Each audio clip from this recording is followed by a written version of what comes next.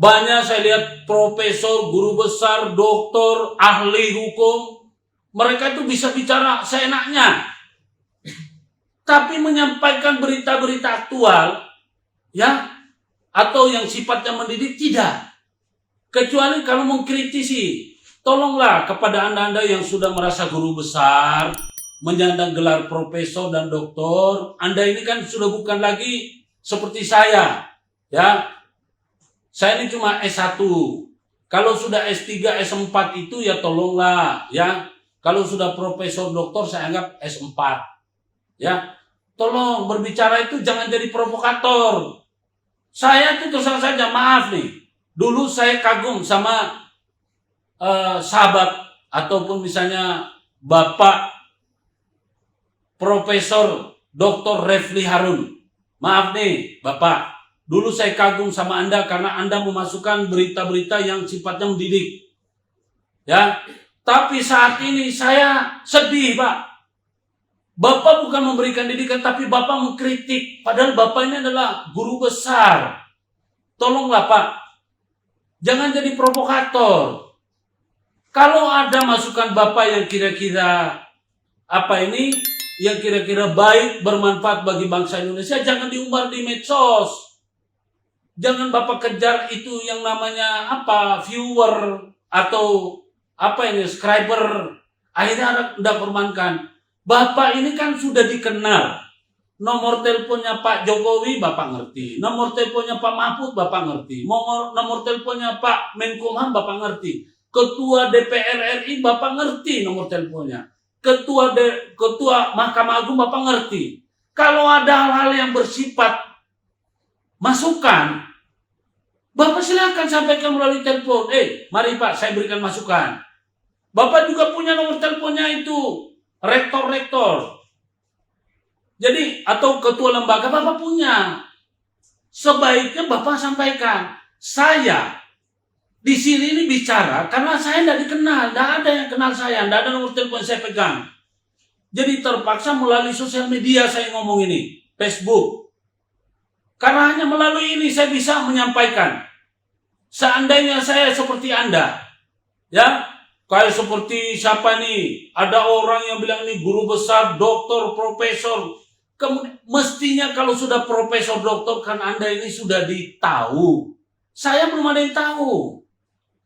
Jadi saya tidak bisa dianggap provokator karena saya masih tahap belajar memberikan masukan. Ya, saya mau melihat bahwa terus terang saja ini kita ini nggak sadar. Ya. DPR RI, DPRD, DPD, kemudian DPR kota, kabupaten, itu semua digaji oleh negara menggunakan uang rakyat. Mereka bekerja harusnya untuk kepentingan rakyat, bukan main sinetron, bukan main film, bukan main proyek, bukan. Tolong diingat, ya.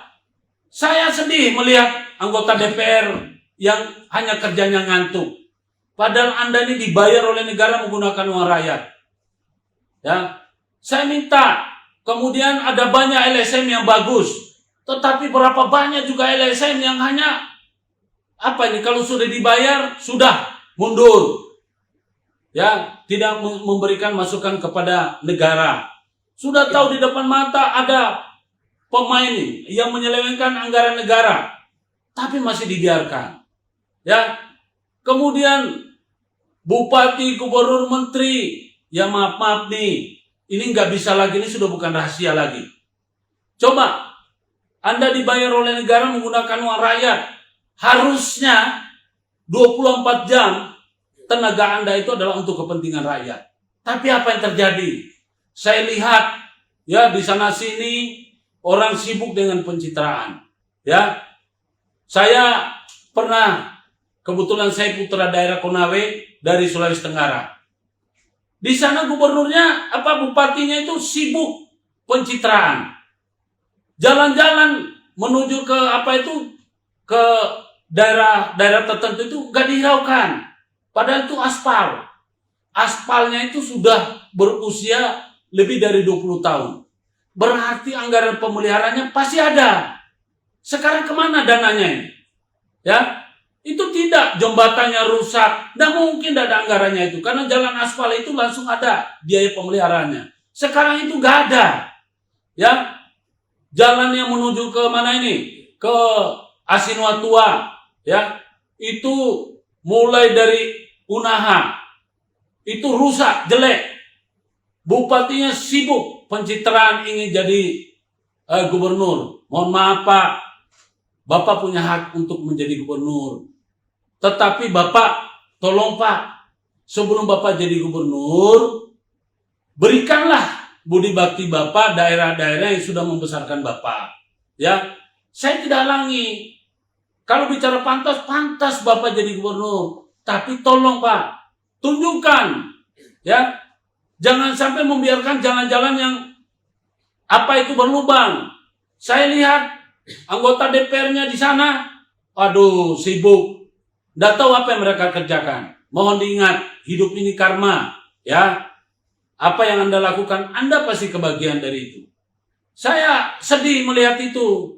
Kemudian saya coba ke Morosi, jalannya itu ke Morosi itu rusak, parah. Padahal di situ ada proyek-proyek yang sangat vital, yang memberikan kontribusi bagi daerah. Jadi ada banyak hal, ya, banyak hal yang harus kita soroti, ya. Anda ini sebetulnya adalah orang yang layak, karena itu terpilih. Tetapi kelayakan Anda hanya pada layak dipilih. Layak untuk menduduki posisi itu sekarang diuji, Pak. Jadi kepada Bapak Gubernur Provinsi Sulawesi Tenggara, Bapak Ali Masih, tolong Pak, ya, Bapak ini orang yang sudah terpilih. Pantas Bapak menjadi gubernur, karena itu Bapak terpilih. Tetapi tolong Bapak tanya hati Bapak yang paling lubuk. Kalau memang ada anggaran untuk pemeliharaan itu, tolong, ya, tolong disalurkan dengan baik. Perhatikan, ya, ini contoh karena daerah yang saya datangin, saya kunjungin, ya. Saya tidak bisa menyebutkan yang lain karena saya belum datang, ya. Ada juga di daerah lain yang memang saya lihat kurang bagus, banyak informasi yang masuk ke kami, cuma saya belum datangin, jadi saya belum bisa memberikan komentar apa-apa. Khawatir kalau dibilang hoak. Saya tidak mau. Sebagai aktivis penggiat hukum pejuang kebenaran, dasar yang saya harus pakai adalah benar. Jadi bukan hoak. Nah, dalam rangka untuk menegakkan kebenaran, kadang-kadang saya bersinggungan dengan keadilan. Tadi sudah saya sampaikan, ya. Saya tidak tahu apakah saya yang bodoh, atau pasal yang salah, atau penerapan pasal yang keliru, atau orang-orang yang diberi kewenangan itu menyalahgunakan posisinya. Salah satu contoh, ya, kita bicara masalah katakanlah pencurian. Pencurian atau pemalsuan maupun penggelapan. Terhadap pencurian, saya sebut saja satu pasal. Katakanlah mencuri, ya, tentang pencurian, merumuskan barang siapa mengambil seluruhnya atau sebagian kepunyaan orang lain dengan maksud untuk dimiliki secara melawan hukum, diancam karena pencurian. Nah, pidananya paling lama 5 tahun dan dendanya paling banyak 60.000. Itu pasal lama itu, Pak. Ya, istilahnya. Jadi sekarang pidana. Karena denda itu jarang diterapkan. Sekarang yang menjadi pertanyaan bagi saya terhadap pasal 362 ini, ya, itu banyak sekali penyidik yang menggunakan pasal ini kepada orang-orang yang berbeda. Untuk tentu di wilayah yang berbeda. Kalau wilayah yang berbeda, maka otomatis wilayah hukumnya berbeda, pasti pengadilannya juga berbeda, ya. Nah, karena itu kita melihat di sana itu ada hakim yang memutus hanya 9 bulan atau 7 bulan, ada juga hakim yang memutus 3 tahun. atau 2 tahun? Yang menjadi pertanyaan saya, dengan dakwaan yang sama, menggunakan pasal yang sama, perbuatan yang sama, hanya barangnya yang berbeda, unsurnya sama, tapi kenapa menjadi berbeda putusannya? Apa sekolah hakimnya itu berbeda-beda? Atau buku pegangan hakim itu berbeda? Saya mohon petunjuk, saya mau nasihat, karena saya ini dari Mahkamah Kebenaran. Itulah saya bilang, kadang-kadang ada yang bertanya, ini apa Pak? Kebenaran atau keadilan? Kalau kebenaran, harusnya ya benar. Yang benar yang dipakai. Kalau memang orang tidak bersalah, ya nggak usah dihukum. Kalau memang orang tidak sengaja, maka dibedakan. Kalau memang dia tidak sengaja, maka harus ada pencurian yang tidak disengaja atau pencurian yang terpaksa, sekian pasalnya. Tapi ini enggak. Unsurnya sama, karena hakimnya berbeda, maka putusannya pun berbeda. Ini yang prihatin. Yang mau saya tanyakan, adilkah itu atau benarkah itu? Tentu kalau orang bertanya pada saya bilang itu keadilan. Karena itu sesuai dengan pendapat hakim. Kalau pendapat hakim itu kan sesuai dengan menurut dia apa? Inilah keadilan. Nah, saya tidak bisa campuri kalau sudah pendapat hakim, karena hakim memang punya kewenangan. Cuma kalau saya sebagai pejuang kebenaran, tentu itu tidak benar. Juga demikian dengan kata-kata pemalsuan. Ya, pemalsuan ini barang siapa membuat surat palsu atau memalsukan surat yang dapat menunjukkan sesuatu hak, ya, perikatan atau pembebasan hutang, atau diperuntukkan sebagai bukti daripada sesuatu hal dengan maksud untuk memakai atau menyuruh orang lain memakai surat tersebut seolah-olah isinya benar dan tidak dipalsu, diancam. Nah, ini penjaranya sudah jelas, ya.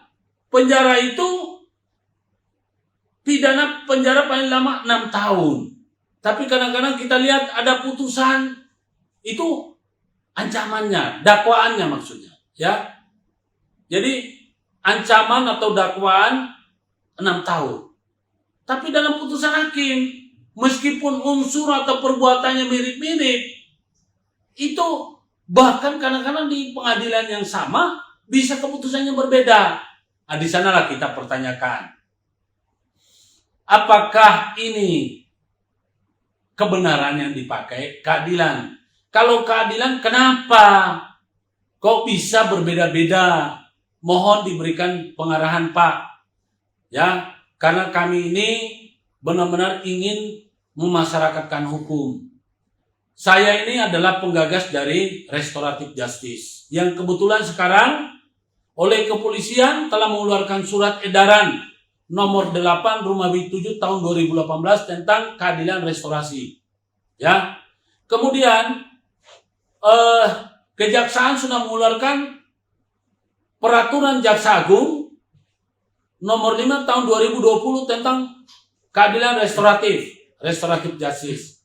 Saya bersama tim adalah merupakan pelopor, ya, pelopor dan penggagas atau inisiator daripada restoratif justice. Dan kami sudah banyak menyelesaikan masalah melalui restoratif justice. Kebetulan di kampung halaman saya, persisnya di Konawe, saya berasal dari suku Tolaki. Kami memiliki adat budaya yang cukup kuat. Kami mengedepankan penyelesaian masalah melalui dengan adat. Di sana kuat, Pak. Ya. Jadi adat itu sangat dihormati di sana. Hukum adat itu sangat dijunjung tinggi oleh masyarakat Tolaki Mekongga. Ya. Nah, karena berangkat dari situ, saya begitu kuliah di hukum dan saya sudah berkecimpung di dalam dunia hukum, saya punya program untuk menyelesaikan masalah melalui cara-cara damai sesuai adat. Kebetulan di dalam internasional itu ada istilah restoratif justice.